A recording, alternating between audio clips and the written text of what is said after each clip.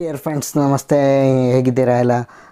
Dear friends, ಈಗ ನಾನು ನಿಮಗೆ ತಿಳಿಸ್ಕೊಡೋಕೆ ಹೋಗ್ತಿರೋದು ಡೈರೆಕ್ಟ್ ಸೇಲ್ ಸ್ಟೆಪ್ಸು. ಸೊ ಹಿಂದಿನ ವಿಡಿಯೋದಲ್ಲಿ ನೀವು ಏನು ತಿಳ್ಕೊಂಡ್ರಿ ಅದಕ್ಕಿಂತ ಒಂದು ಸ್ವಲ್ಪ ಅಪ್ಗ್ರೇಡ್ ಆಗಿರೋವಂಥದ್ದು ಇದು. ಸೊ ಡೈರೆಕ್ಟ್ ಸೇಲ್ ಸ್ಟೆಪ್ಸ್ ಅಂತ ಅಂದಾಗ ಅದು ಯಾವ ಥರ ಇರುತ್ತೆ ಅನ್ನೋದು ನಿಮಗೆ ಈಗ ಗೊತ್ತಾಗ್ತಾ ಹೋಗುತ್ತೆ. ಈ ಪಾಯಿಂಟ್ಸ್ನ ನಾನು ಒಂದೇ ಸರಿ ಹೇಳೋಕ್ಕಾಗಲ್ಲ, ನಿಧಾನವಾಗಿ ವಿವರಿಸ್ತೀನಿ. ಸೊ ಏನಾದ್ರು ಸ್ಪೀಡ್ ಆಯಿತು ಅಂತಂದರೆ ಕಮೆಂಟ್ ಮಾಡಿ ಸ್ಪೀಡ್ ಆಗಿತ್ತು ಅಂತ. ನೆಕ್ಸ್ಟು ಜೊತೆಗೆ ಏನು ಆಗಕ್ಕೆ ಹೊರಟಿದೆ, ಇದು ನಮ್ಗೆ ಯಾವ ಥರ ಯೂಸ್ ಅನ್ನೋದು ನಿಮಗೆ ಕೊನೆಯಲ್ಲಿ ಗೊತ್ತಾಗುತ್ತೆ. ಅದನ್ನು ಕಂಪ್ಲೀಟ್ಲಿ ಒಂದು ಚೂರು ಸ್ಕಿಪ್ ಮಾಡ್ದೇ ನೋಡಿ ಫ್ರೆಂಡ್ಸ್, ನಿಮಗೆ ಗೊತ್ತಾಗುತ್ತೆ. ಸೊ 100% ಅಂಡರ್ಸ್ಟ್ಯಾಂಡ್ ಆಗುತ್ತೆ ಅಂದ್ಕೊತೀನಿ, ಓಕೆನಾ? ಸೊ ಈಗ ಡೈರೆಕ್ಟ್ ವಿಷಯಕ್ಕೆ ಬರೋದಾದರೆ ಡೈರೆಕ್ಟ್ ಸೇಲ್ ಸ್ಟೆಪ್ಸಲ್ಲಿ ಯಾವ ಥರ ಮೊದಲನೇ ಸ್ಟೆಪ್ ಇದೆ, ಈ ಸ್ಟೆಪ್ ಬಂದ್ಬಿಟ್ಟು 9 ಸ್ಟೆಪ್ ಇದೆ. ಈ 9 ಸ್ಟೆಪ್ಪು ಯಾವ ಥರ ಇರುತ್ತೆ ಅನ್ನೋದಾದರೆ ಕಂಪ್ಲೀಟ್ಲಿ ನಿಮಗೆ ನಂಬಕ್ಕೆ ಆಗೋದು ಇಲ್ಲ, ಅನ್ಬಿಲೀವೇಬಲ್ ಅಂದ್ಕೊತೀರಾ. ಸೊ ಅಂಥ ಒಂದು ಡೈರೆಕ್ಟ್ ಸೇಲ್ ಸ್ಟೆಪ್ಸು. ಮೊದಲನೇದು ಬಂದ್ಬಿಟ್ಟು ಶೋ ದ ಪ್ಲ್ಯಾನ್.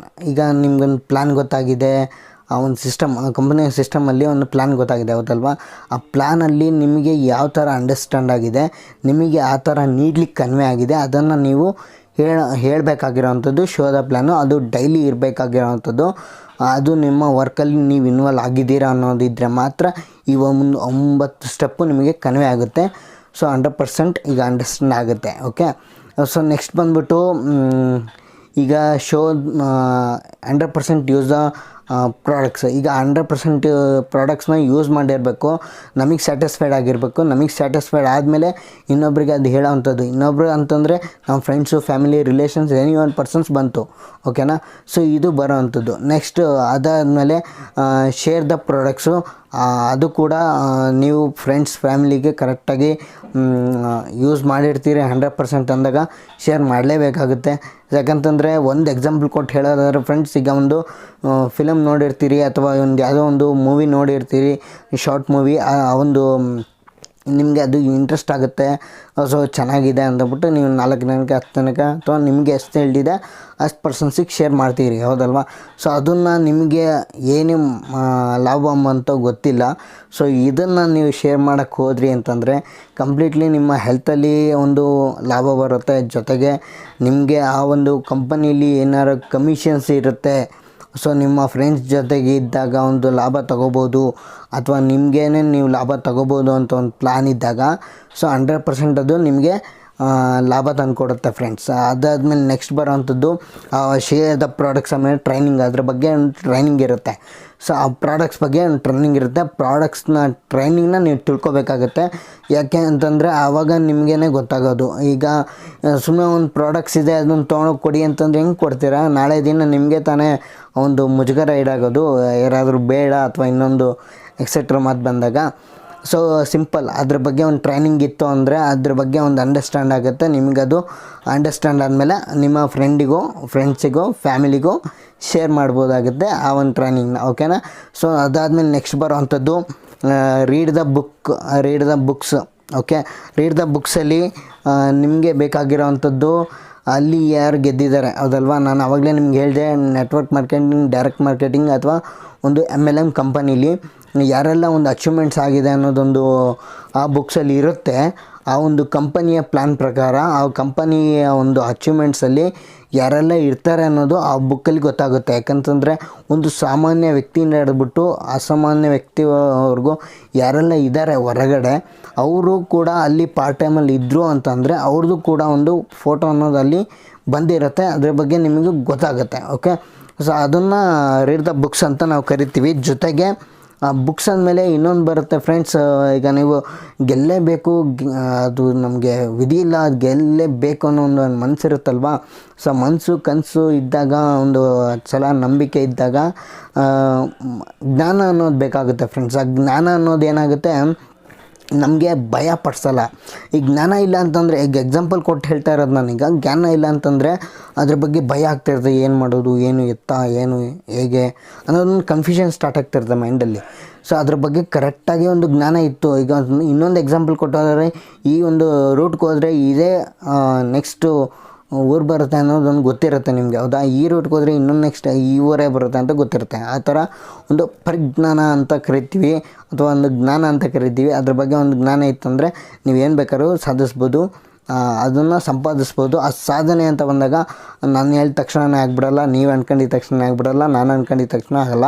ಅದಕ್ಕೊಂದು ಕ್ರಮಬದ್ಧವಾಗಿ ನಾನು ಆವಾಗಲೇ ತಿಳಿಸ್ಕೊಟ್ಟೆ, ಅದನ್ನು ನಾವು ಫಾಲೋ ಮಾಡಬೇಕಾಗುತ್ತೆ, ಒಂದು ಸಿಸ್ಟಮ್. ಓಕೆ, ಅದನ್ನು ನಾವು ಫಾಲೋ ಮಾಡ್ಕೊಂಡು ಕಂಪ್ಲೀಟ್ಲಿ ಒಂದು ನಿರಂತರ ಪ್ರೊಸೆಸಿಂಗ್ ಅನ್ನೋದು ಬೇಕಾಗುತ್ತೆ. ಸೊ ಜೊತೆಗೆ ಇನ್ನೊಂದು ಬರೋದಾದರೆ listen and C the videos ಅಂತ ಕರಿತೀವಿ.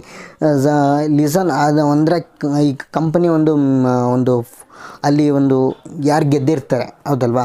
ಸೊ ಒಂದು ಅಚೀವ್ಮೆಂಟ್ ಮಾಡಿರ್ತಾರೆ ಒಂದಿಷ್ಟು ಜನ, ಆ ಒಂದಿಷ್ಟು ಜನದ ಮಾತು ನೀವು ಕೇಳ್ತೀರಿ. ಅಲ್ಲಿ ಹೌದು, ಅವರು ನಮ್ಮಂಗೆ ಇದ್ದು ಈ ಥರ ಕಲ್ತ್ಕೊಂಡ್ಯಾರ, ತಿಳ್ಕೊಂಡ್ಯಾರ ಅನ್ನೋದನ್ನ ನೀವು ಯಾರು ಗಮನದಲ್ಲಿ ಇಟ್ಕೊಂಡು ಮಾಡ್ಕೊತೀರಿ. ಸೊ ಆವಾಗ ನಿಮಗೆ ಗೊತ್ತಾಗೋವಂಥದ್ದು ಕಂಪ್ಲೀಟ್ಲಿ ಹೌದು, ಲಿಸನ್ ಅನ್ನೋದು ಬಂದು ನೀವು ಒಂದೇ ಸರಿ ಅವಾಗೇನಾಗ್ತೀರಿ, ನಿಮ್ಮ ಮೈಂಡಲ್ಲಿ ಅದು ಜ್ಞಾನ ಅನ್ನೋದು ಸ್ಟಾರ್ಟ್ ಆಗುತ್ತೆ, ಅದ್ರ ಬಗ್ಗೆ ಒಂದು ಜ್ಞಾನ ಬರುತ್ತೆ, ಹೌದಲ್ವಾ? ಆವಾಗ ನೀವು ಇನ್ನೊಬ್ಬರಿಗೆ ಹೇಳೋ ರೀತಿ ಆಗ್ತೀರಾ.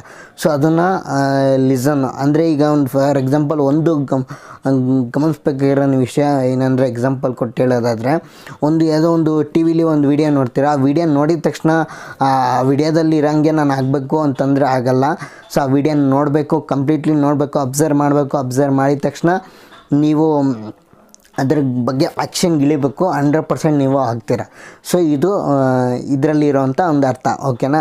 ಸೊ ನೆಕ್ಸ್ಟ್ ಸ್ಟೆಪ್ಪಲ್ಲಿ ಬಂದುಬಿಟ್ಟು attend the every meeting and seminars. ಅಂದರೆ ಅದ್ರ ಬಗ್ಗೆ ಇರೋವಂಥ ಒಂದು ಮೀಟಿಂಗ್ಸ್ ಆಗಿರ್ಬೋದು, ಟ್ರೈನಿಂಗ್ಸ್ ಆಗಿರ್ಬೋದು, ಆ್ಯಂಡ್ ಸೆಮಿನಾರ್ಸ್ ಆಗಿರ್ಬೋದು, ಅಟೆಂಡ್ ಆಗ್ಬೋದು. ನೀವು ಅನ್ಕೊಂತೀರಿ, ಅಯ್ಯೋ ಮೀಟಿಂಗು ಸುಮ್ಮನೆ ಗೋಚ್ ಗುರು ಹಾಗೆ ಹೀಗೆ ಅಂತ ಏನೋ ಒಂದು ಮೈಂಡಲ್ಲಿರುತ್ತೆ. ಸೊ ಫ್ರೆಂಡ್ಸ್, ನಾನು ನಿಮ್ಗೆ ಹೇಳೋದಿಷ್ಟೇ, ಮೀಟಿಂಗ್ ಅಂತ ಬಂದಾಗ ನಮಗೆ ಯಾವುದೇ ರೀತಿ ನೀವು ಹೊರಗಡೆ ಏನು ತಿಳ್ಕೊಂಡಿರ್ತೀರಿ ಅಥವಾ ಮೀಟಿಂಗ್ಗಳನ್ನ ಅಟೆಂಡ್ ಮಾಡಿರ್ತೀರಿ ಆ ಥರ ಅಂತ ಇರಲ್ಲ. ಒಂದು ಕಂಪ್ಲೀಟ್ಲಿ ಖುಷಿ ಪಡೋವಂಥ ಒಂದು ವಿಷಯಗಳಿರುತ್ತೆ, ನಿಮಗೆ ಸಪೋರ್ಟಿವ್ ಆಗೋವಂಥದ್ದು, ನಿಮಗೆ ಹತ್ರ ಆಗೋವಂಥ ವರ್ಡ್ಸ್ಗಳಿರ್ತವೆ ಅಲ್ಲಿ.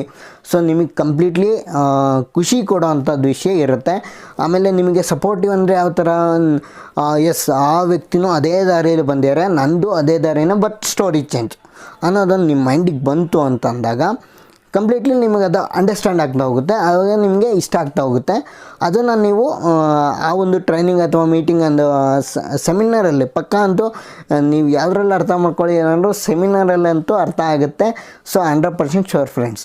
ಅದಾದಮೇಲೆ ನೆಕ್ಸ್ಟ್ ಸ್ಟೆಪ್ಪಲ್ಲಿ ಬರೋವಂಥದ್ದು ಬಿ ಅಕೌಂಟೇಬಲ್. ಅಂದರೆ ನಾವೀಗ ಲೆಕ್ಕಾಚಾರದಲ್ಲಿರಬೇಕು, ಪ್ರತಿಯೊಂದು ಕ್ಷಣ ಪ್ರತಿಯೊಂದು ದಿನ ಈಗೇನೋ ಒಂದು ಪ್ಲ್ಯಾನಲ್ಲಿ ಹೇಳ್ತಿರ್ತೀರ ಅಂದಾಗ ಒಂದು ಬಿ ಅಕೌಂಟೇಬಲ್ ಆಗಿರಬೇಕು. ಯಾವುದೋ ಒಂದು ವಿಷಯ ತೊಗೊಳ್ಳಿ, ಇದೆ ಅಂತಲ್ಲ, ಯಾವುದೇ ವಿಷಯ ತೊಗೊಳ್ಳಿ, ಒಂದು ಅಕೌಂಟೇಬಲ್ ಲೆಕ್ಕಾಚಾರದಲ್ಲಿ ಇರಬೇಕು. ಆ ಲೆಕ್ಕಾಚಾರ ನಿಮಗೆ ಅದು ಅಂಡರ್ಸ್ಟ್ಯಾಂಡ್ ಆದಮೇಲೆ, ಸೊ ಆ ಪ್ಲ್ಯಾನಲ್ಲೂ ನಿಮಗೆ ಅದು ನೀವು ಆ್ಯಕ್ಷನ್ಗೆ ಇಳಿದಾಗ ಅದು ಅಂಡರ್ಸ್ಟ್ಯಾಂಡ್ ಆಗುತ್ತೆ.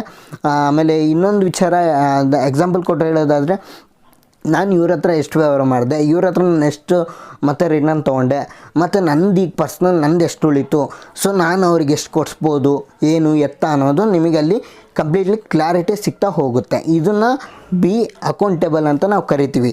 ಸೊ ಅದರ ನೆಕ್ಸ್ಟ್ ಲಾಸ್ಟ್ ಬರೋವಂಥದ್ದೇ ಭಾಳನೇ ಖುಷಿ ಕೊಡೋವಂಥ ವಿಷಯ. ಯಾಕಂತಂದರೆ ಅದು ಎಲ್ರಿಗೂ ಇಷ್ಟ ಇರುತ್ತೆ, ಏನು, ಸೊ ಎಸ್ ಟೀಚೇಬಲ್, ಬಿ ಟೀಚೇಬಲ್. ಯಾಕಂದರೆ ಈಗ ನೀವು ಒಂದು ಹೇಳ್ತಾ ಇರ್ತೀರಿ, ಒಂದು ವ್ಯಕ್ತಿಗೆ ಏನೋ ಒಬ್ಬರು ತಿಳಿಸೋದನ್ನ ನೀವು ನೋಡ್ತಾ ಇರ್ತೀರಿ, ಕೇಳ್ತಾ ಇರ್ತೀರಿ, ಎಸ್ ನಾನು ಇವರಂತೆ ಆಗಬೇಕು, ನಾನು ಇವರಂತೆ ತಿಳ್ಕೊಬೇಕು, ಕಲಿಬೇಕು ಅನ್ನೋದು ನಿಮ್ಮ ಮೈಂಡಲ್ಲಿ ಬಂತು ಅಂದಾಗ, ಮನ್ಸು ಬಂತು ಅಂದಾಗ, ಗ್ಯಾರಂಟಿ ಫ್ರೆಂಡ್ಸ್ ನೀವು ಆ ಟೀಚೇಬಲ್ ಆಗೋದ್ರಲ್ಲಿ ಡೌಟೇ ಇಲ್ಲ. ಸೊ 100% ಶ್ಯೂರ್ ನೀವು ಹಾಗೆ ಆಗ್ತೀರಾ. ಸೊ ಆ ರೀತಿ ನಿಮಗೆ ಒಂದು ಮೈಂಡಿಗೆ ಬಂದಾಗ ಈ ಒಂದು ನಾನು ಏನು ಹೇಳ್ಕೊಟ್ಟೆ 9 ಸ್ಟೆಪ್ಸ್ ಅನ್ನೋದು, ಆ 9ನೇ ಸ್ಟೆಪ್ಸಲ್ಲಿ ಗ್ಯಾರಂಟಿ ನೀವು ಅಚೀವ್ಮೆಂಟ್ ಅನ್ನೋದು ಅಂದರೆ ಒಂದು ಟೀಚೇಬಲ್. ಸಾಮಾನ್ಯವಾಗಿ ಎಲ್ಲರೂ ಮಾಡ್ತಾರೆ. ಸೊ ಎಲ್ಲರೂ ಟೀಚೇಬಲ್ ಅನ್ನೋದು ಮಾಡೇ ಮಾಡ್ತಾರೆ. ಸೊ ಒಬ್ಬೊಬ್ಬರು ಒಂದೊಂದು ಥರ ಒಂದೊಂದು ವರ್ಗದಲ್ಲಿ ಏನು ತಿಳ್ಕೊಂಡಿರ್ತಾರೆ ಅದನ್ನು ಟೀಚೇಬಲ್ ಮಾಡ್ತಾರೆ. ಬಟ್ ಈ ಒಂದು ವರ್ಗದಲ್ಲಿ ಬಿ ಕಾನ್ಫಿಡೆಂಟ್ ಆ್ಯಂಡ್ ಬಿಲೀವ್ ಆಗಿರುತ್ತೆ, ಜೊತೆಗೆ ಅದು ಸಪೋರ್ಟಿವ್ ಆಗಿರುತ್ತೆ. ಓಕೆನಾ? ಇಷ್ಟು ಹೇಳ್ತಾ ನನ್ನ ಮಾತನ್ನ ಮುಗಿಸ್ತಾ ಇದ್ದೀನಿ. ಥ್ಯಾಂಕ್ ಯು ಡಿಯರ್ ಫ್ರೆಂಡ್ಸ್, ಕೊನೆವರೆಗೂ ವಾಚ್ ಮಾಡೋಕ್ಕೆ ಥ್ಯಾಂಕ್ ಯು ಸೋ ಮಚ್.